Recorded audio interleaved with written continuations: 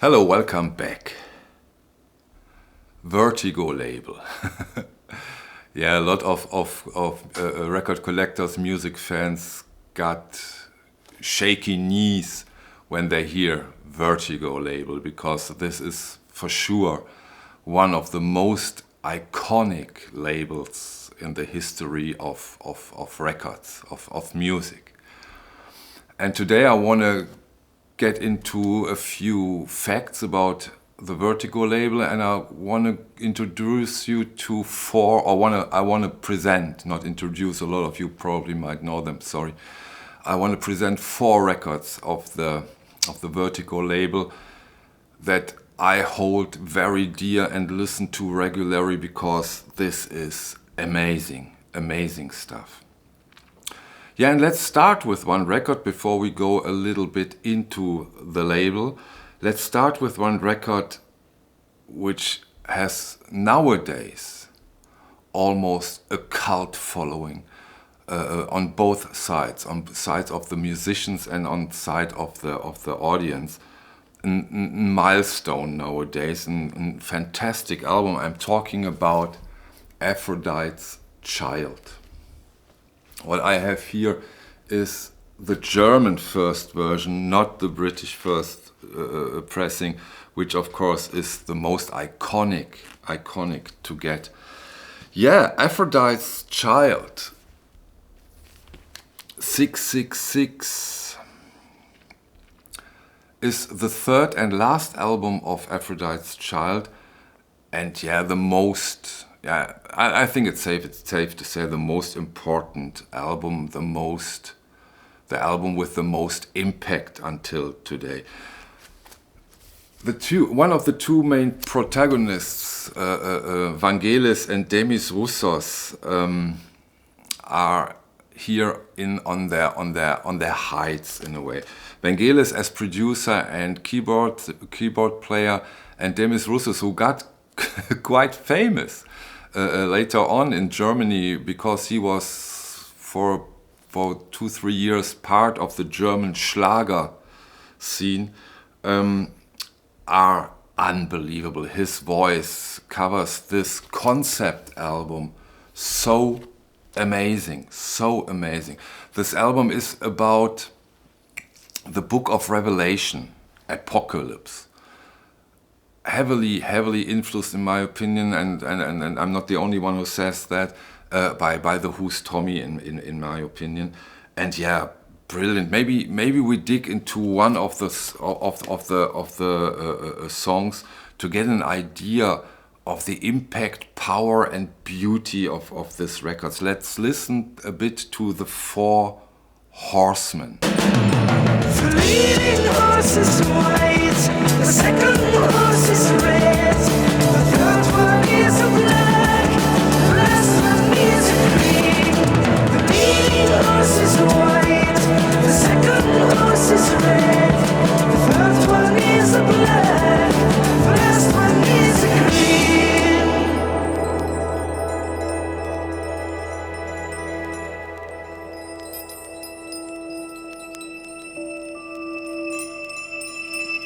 And when the Lamb opened the third seal, I saw the third horse. The horseman had a balance.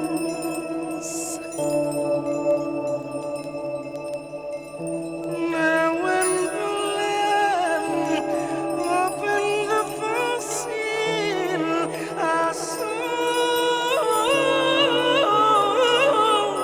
the fourth horse. The horseman was the best.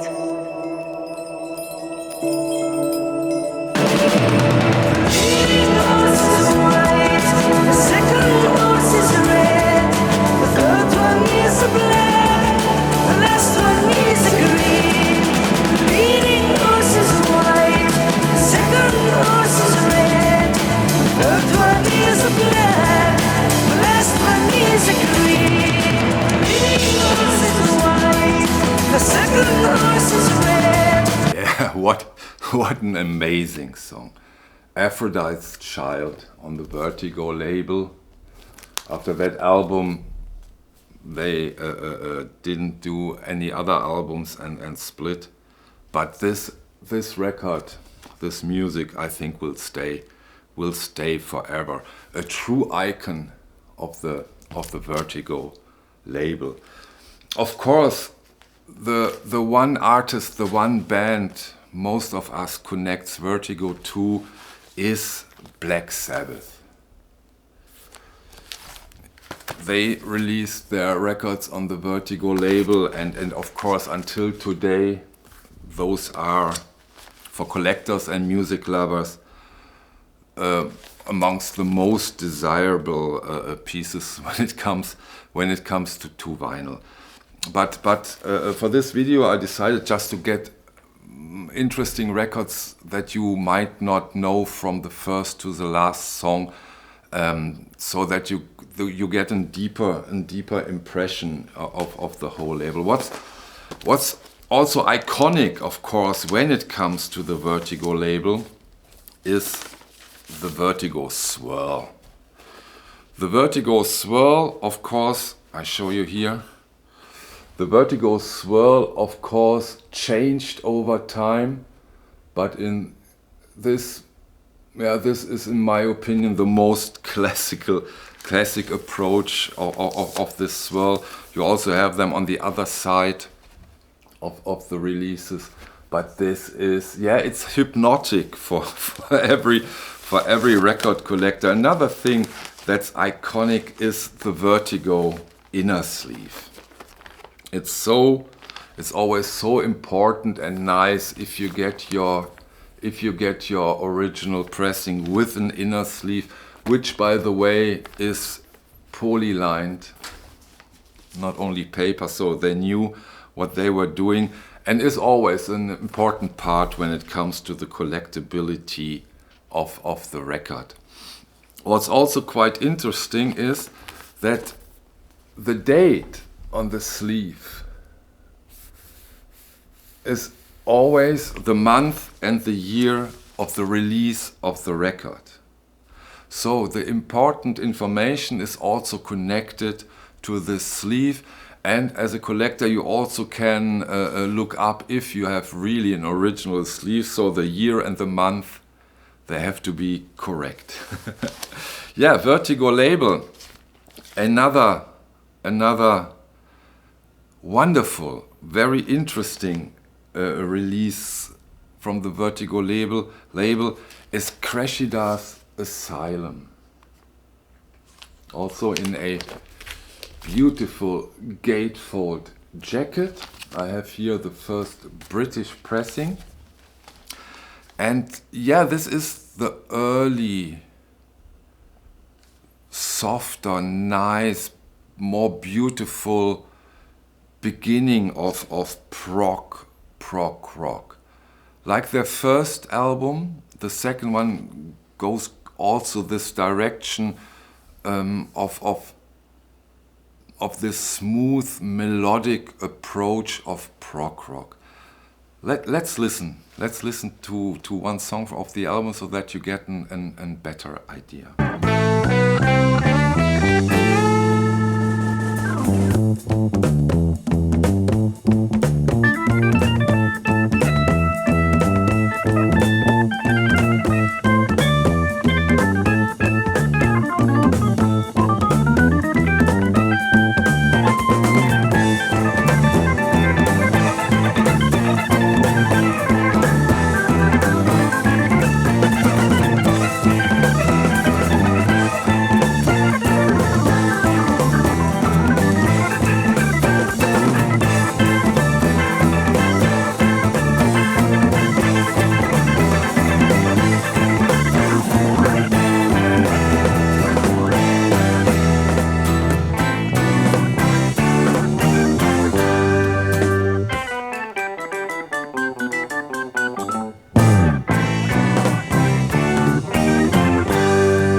Yeah, 1971, Crescida, Asylum.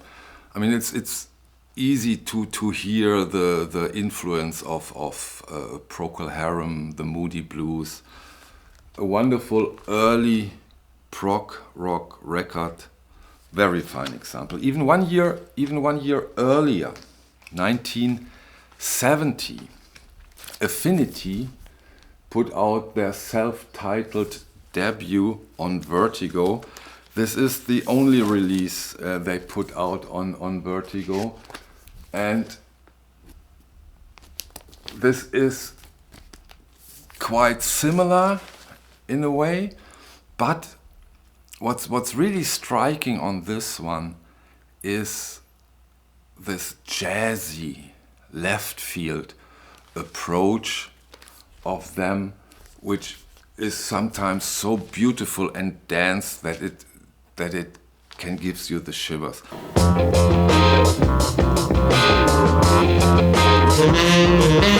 I am a singer of songs, a writer of wrongs,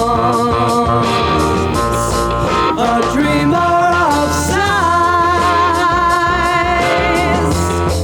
a hater of lies. So are you, and so are you.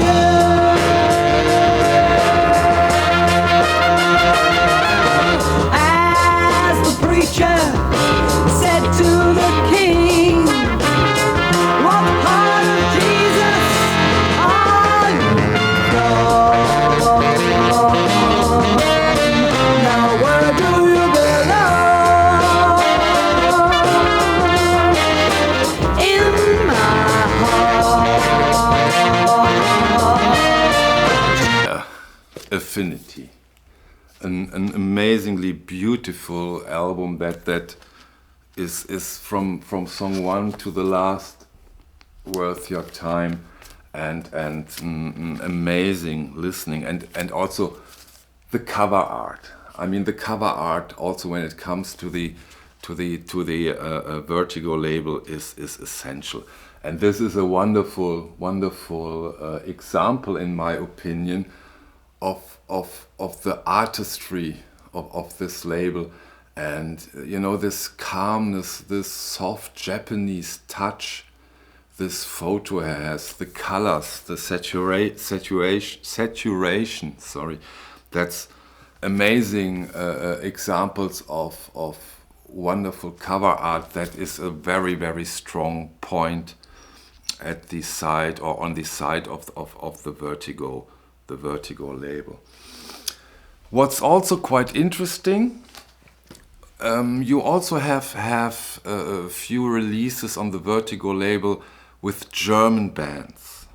Agitation Free is one example, but another example is Brave New World, Impressions on Reading Aldous Huxley.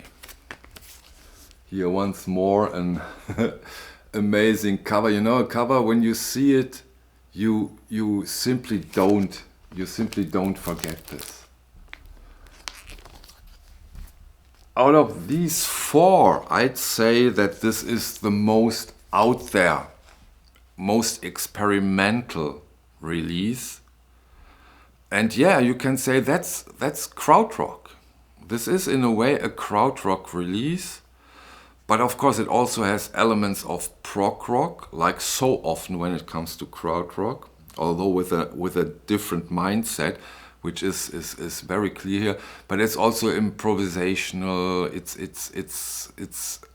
It's an adventure.